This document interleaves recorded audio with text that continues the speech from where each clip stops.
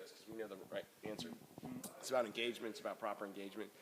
So we built this social media index. It was modeled after a very famous firm called Dashus, the social business index, and they do like Procter & Gamble, they do Starbucks, but we did wine-centric.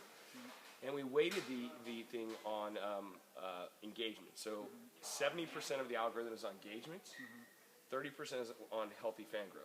Okay. So what we do is we penalize people that buy too many lame fans. Yeah. We penalize people that over-tweet. Yeah. We penalize people, and what we always say to people is a good way to see how you're doing is to divide this number by this number. Ah, so then that tells you a good kind of, and a healthy percentage is between 5 and 15%. Yep. Anything below, which is very interesting when you see. So for you, in a couple things, you can drill down into anything to see how they're tracking. Yep. Okay, and this has all the stats on that. This is the really cool stuff. On the right-hand side, every night at midnight it refreshes. Okay. And anything that says growth next to it has been measured over 2 weeks. So this is across a footprint of 1,500 wineries that we measure right now for this particular part of the software. So what you see here as an example is over a 2-week period, the average growth in fan is 7.35. Cool. Cool. Yeah, okay, and the standard deviation is 40. So it's got really, interesting concepts on here. So like Twitter, the average winery tweets 1.42 times. A day. A day. Okay. Yeah. So growth is an example. The average winery on Twitter. Yeah. Okay. Yeah. Of this 1,500 data set. Okay. Yep. And then, for example, the average growth over a 2-week period of a follower is 1.4. Okay. So with a standard deviation of 10. So you can see how this is very anemic. The wine industry. And what we found through their research and doing this is people tend to be strong in one or the other, and mostly they're choosing one or other channel. Yeah, so someone who's strong in Twitter is usually weak in Facebook or vice versa. See, when you've got figures like that, a mean of 1.4, a standard dev of 10.78, what you're basically saying is there's so much variation in that set. You've got the situation where the mean is kind of there because there are a lot of there are a lot that are getting a lot of new followers, but there's just as many who are losing that many as well. So you're just ending up with this mean value, which is kind of around the middle. Well, we actually found a huge churn rate. What we found is there's a giant cluster in the middle, and there's a few anomalies at the end. So almost everyone is right in the middle in this fat, like a snake eating a pig, and then there's a few outside, which makes it really hard. What you see is a lot of volatility in the index because someone moving out of the standard deviation moves up and down the ranks very fast. Yeah. And that's what we see happening a lot. We're trying to smooth it out, but it's taking time to get that to happen. So, but this is a good way for you to see how people are dealing. And some interesting things you can go on, like the total likes, and you can see how some brands are just absolutely pitiful. So let's see if I can. Is it possible to sort it out by area or by? We're working on that. We haven't done that yet. It's just because we give so much away for free. It's hard to. Yeah. Okay. And the actual scores are published. So this first little score is the engagement, and the second one is the active fan growth that adds up to 61. So, but look at Boda Box for an example. Yeah. They've bought a lot of fans, right? 72,000, almost 72,000, but they only have 844 talking about them. So that they've if they've got that, how do you think they've? Can you tell that they've actually bought those fans? Because I know you can, you can pick up bots and people who have got bought a fan base. Oh, generally you see it more often in the Facebook, through campaigns, sweepstakes, which we consider bot fans in some ways as well. So you pay advertising for someone to join a sweepstake. What you're really doing is a detriment to your brand because you're buying a lot of dead weight for someone trying to win a sweepstakes. They're not truly an active fan, and they're not going to share the content. Yeah. So what you see, and actually if you look at the biggest brands, then they talk about them. Let's see if I can find it. So, the social business index here. Sorry about that. Yeah, the different numbers you've got there, because I thought it was actually ranked from one down, and they went like 8, 7, 90 or something like that, or 21. Oh, let me see if I can. So, what? So yeah.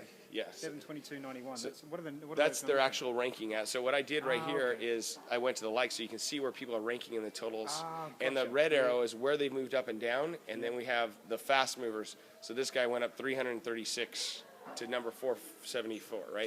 Can you put it down to why to an explanation of the one or the few things that might have actually done that? I mean, Usually you can usually see it in the spike. So right here we have these guys had Huge some spike Facebook's engagement moving their score up, right? Okay. Yeah. What's interesting though is you see a lot of flatness in almost every one that you go into. So I mean, there's another top mover here. So you can see they hit a Twitter Facebook engagement pushed them up on this. So something happened on the 20th of June or the 19th leading into the 20th that they've kind of got that all of a sudden they've either said a couple of things or they've had an event or something like that, and all of a sudden there's been a heap of people that come in. Publish good content, and you can go right to the winery to see what happened in that. So, but what's interesting about that is, so in this example, right, we just saw them move up. This is 16 by 20 at 459. They moved 310 spots.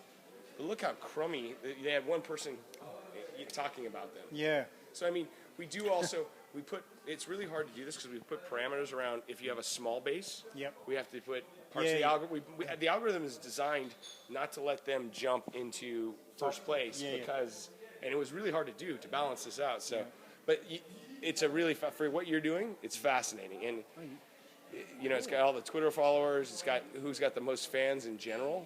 Like, so you can see, and what's interesting, like I said, so as an example, Yellowtail, who's like the biggest fan base of all, right? But look at their Twitter activity; it's less than anemic. Yeah. It's not even relevant.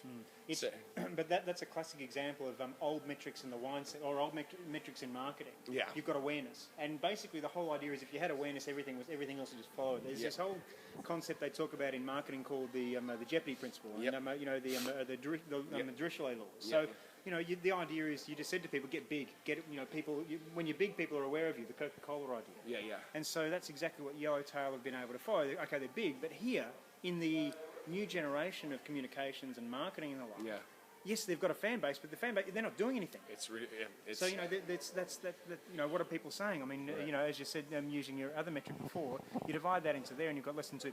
Yeah, I mean that's tiny. Yeah. So no one's talking about that. But what's interesting is some of the biggest brands that are measured, like Coca-Cola, have like less than 2 to 0.5%. Some of the big ones. So this is what it was based on, which is the Dashes Group Social Business Index. Yep. So they have a lot of different things that they do, and they categorize it by industry. We just didn't have the same kind of wherewithal, like they've just got tons of money to do that. So we definitely copied, but we did as differently than them, as they just use some other notions than we do. So can I actually get you to go through, because there are there are three that I'd like to know about, because I actually don't think that they're the greatest on Twitter. I mean, as far as they're typically that kind of very big self-promotion, talk about us kind of thing.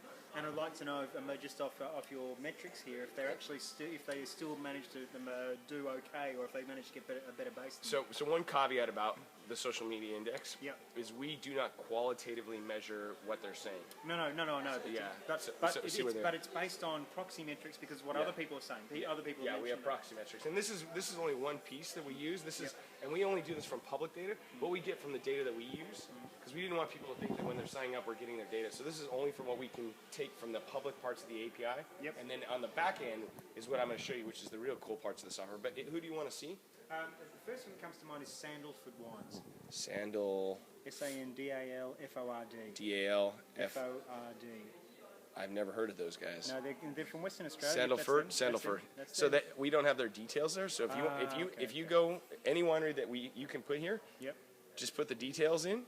It says add the details, and anyone can add the details. Oh, cool! And then it's like that's awesome. Yeah. So if you want to look at a winery and see what they're doing and get a perspective on them. Can we try my family winery? Sure. What's your family winery's name? Champagne, Petre, Petre. Petre. Yep. I think that there it is. So you're number 182. That's not bad. Out of is that the right one? Danielle Petrie? Yeah. So you are number 182 out of 1,500 wineries. So, but the problem with it is you're in a cluster, meaning that all of you are pretty closely ranked. So if you do a ranking system, so any movement jumps you one way or the other. Yeah. So, like for example, you have such a low fan base, 543. So if you just got 25 more fans to talk about, which would be equivalent of 10. Actually, you'd fall under the algorithm where it discounts your low fan base, but if you got your fan base over 1,000 and did some stuff, it would be pretty amazing. You just get picked up. Okay, so that's kind of the limit. Then once you get to under 1,000, because it's too easy to influence what's happening when you're under 1,000, you have to be kind of careful. I don't know that that's the exact number, but there is a number somewhere, a threshold that James, it's like Google publishing their algorithm. I think it's somewhere around there. We don't want people gaming the system, but yeah. Exactly.